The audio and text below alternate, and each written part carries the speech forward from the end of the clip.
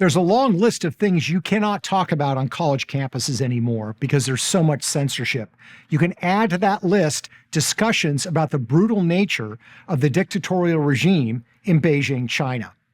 Now, the Chinese government has a strong interest in propagating its ideas. The problem is that American universities, in many cases, are actually doing the bidding for them.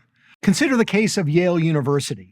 You had a student named Nathan Law who was active in the protest movement in Hong Kong. He was even elected to the local legislature at the age of 23 years old.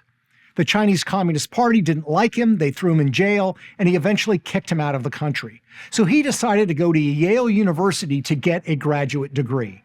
But he did not get the reception that he thought he would get. When he did speak up on campus in his own way, he was often shouted down by students from mainland China.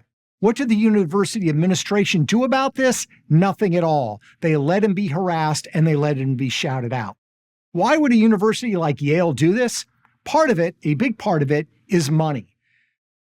American colleges and universities are taking large sums of money from Chinese-connected businessmen and entities that are linked to the Chinese CCP.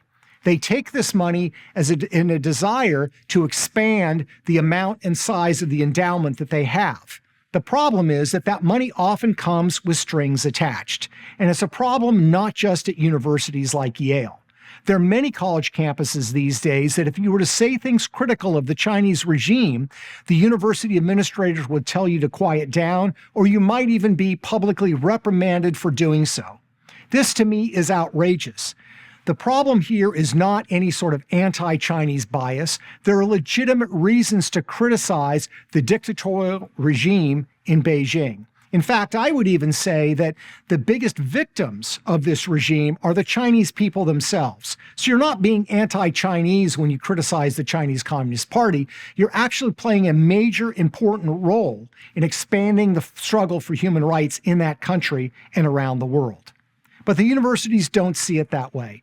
Anytime there's a struggle between freedom, individualism on the one hand, and a brutal dictatorial regime on the others, we always want to side on the side of individual freedom. Even if universities are prepared to do the bidding of this brutal regime, we need to call them out and not be silent.